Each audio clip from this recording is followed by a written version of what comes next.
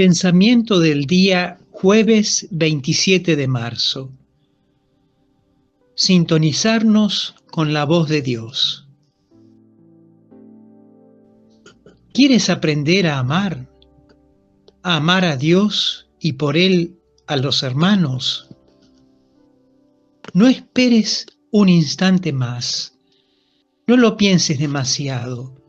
No te quedes en el deseo de amar, sino ama enseguida en el momento presente.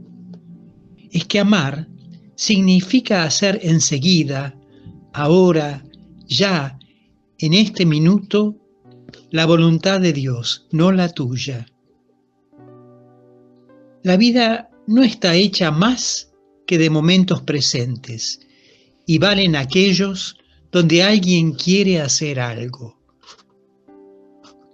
Lo que cuenta es el presente, el instante que huye, que para mí, para ti, para nosotros, tiene que ser pescado al vuelo y vivido bien, hasta el fondo, haciendo de él lo que Dios quiere de nosotros: estudiar, caminar, dormir, comer, sufrir, gozar, jugar.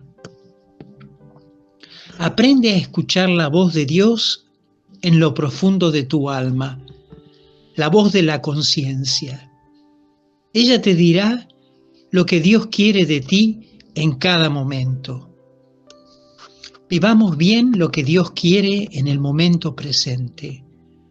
Entonces, así como un punto junto a otro punto hacen una recta, un momento junto a otro momento hacen la vida. Chiara Lubich, Volver al presente, Editorial Ciudad Nueva.